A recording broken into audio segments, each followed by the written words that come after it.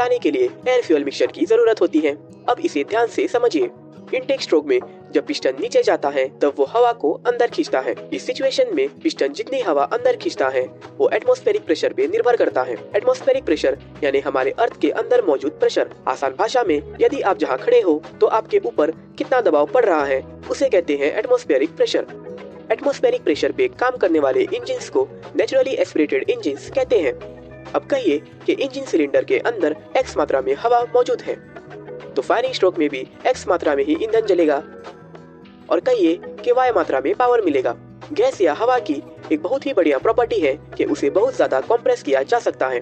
अब सोचिए कि यदि इनटेक स्ट्रोक में ही इंजन x की जगह 2x मात्रा में हवा को खींचता है तो पावर स्ट्रोक के बाद इंजन का आउटपुट भी y की जगह 2y मिलेगा, यानी इंजन का आउटपुट पावर बढ़ जाएगा। ऐसा इसलिए क्योंकि इंजन जितनी हवा अंदर खींचेगा उतना ही ज्यादा वो बंद होगा और उतना ही ज्यादा पावर मिलेगा।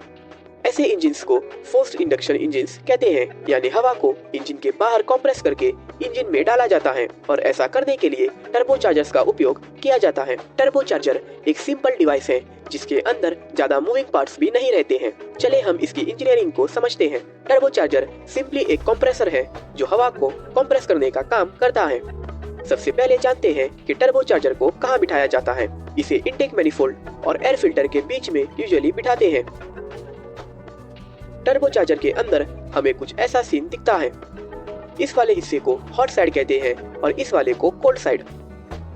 इसके अंदर टरबाइन रहता है जो कोल्ड साइड के कंप्रेसर से जुड़ा रहता है और ये दोनों के बीच रहता है बेरिंग हाउसिंग जिसपे कंप्रेसर और टरबाइन घूमते हैं। बेरिंग और शाफ्ट के बीच का क्लियरेंस इंसान के बाल की साइज से भी कम रखा जाता है ताकि फ्रिक्शन कम हो और शाफ्ट गर्म ना हो।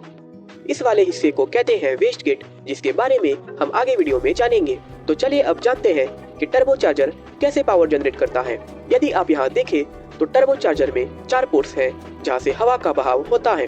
हर साइड में टरबाइन लगा रहता है और क्योंकि टरबाइन एक पावर जनरेटिंग उपकरण है इसलिए इसे पावर जनरेट करने के लिए गाड़ी के एग्जॉस्ट गैसेस का इस्तेमाल किया जाता है। एग्जॉस्ट गैसेस टरबाइन इनलेट से अंदर आती है और टरबाइन के प्रोफाइल की वजह से उसकी गति 1,50,000 आरपीएम तक चली जाती है। इस प्रोसेस को टरबाइन थ्रॉटलिंग कहते हैं। कंपैरिजन के लिए घड़ी की घूमने की गति 1 रेवोल्यूशन पर मिनट रहती है। अब इतनी हाई स्पीड्स पे फ्रिक्शन से गर्म होना तो लाजमी है, जिसके चलते इसे ठंडा करने के लिए कूलेंट का इस्तेमाल किया जाता है। सेंट्रल हाउसिंग में ग्रूव्स बने रहते हैं जहाँ से कूलेंट को अंदर भेजा जाता है जिससे कि टरबाइन शाफ्ट ठंडा रहता है। शाफ्ट पर एक ऑयल रिंग भी दी जाती है जिससे कि कूलेंट या ऑयल टरबाइन के अंदर ना जाए। टरबाइन को घुमाने के बाद हॉट एग्जॉस्ट गैसेस टरबाइन के आगे से बाहर निकलते हैं, जैसे कि आप देख सकते हैं। टरबाइन के घूमते ही कंप्रेसर भी घूमने लगता है जिससे कि फ्रेश हवा एयर फिल्टर से होते हुए कोल्ड साइड में जाती है। कोल्ड साइड का प्रोफाइल और कंप्रेसर की हाई स्पीड के चलते हवा कंप्रेस होती है और इस पाइप के रास्ते इनटेक मैनिफोल्ड में आती है। इस तरह हवा को बाहर ही कंप्रेस करके इंजन में डाला जाता है। लेकिन इस तकनीक में एक समस्या आती है। एग्जॉस्ट से आने वाली हवा बहुत गर्म होती है और गैसेस की एक प्रॉपर्टी है कि अगर प्रेशर को बढ़ाया जाए तो टेम्परेचर भी उसी गति से बढ़ेगा, यानी pressure is directly proportional to temperature. और क्योंकि टर्बोचार्जर में प्रेशर बढ़ता है इसलिए टेम्परेचर भी बहुत ज्यादा बढ़ जाता है। गर्म हवा ठंडी हवा के मुकाबले बहुत डेंस होती है जिससे कि उसे कंप्रेस करने से इंजन डैमेज हो सकता है। इसलिए यहाँ इंटरकूलर का उपयोग किया जाता है। इंटरकूलर गर्म हवा को ठंडा करता है जिससे कि गैस का प्रेशर भी थोड़ा सा घट जाता है। इस ठंडी हवा को इंटरकूलर इंजन सिलेंडर में डालता है और कंबशन प्रोसेस आगे बढ़ता है। अब जानते हैं दूसरा सबसे बड़ा प्रॉब्लम और वो है टर्बो लैग।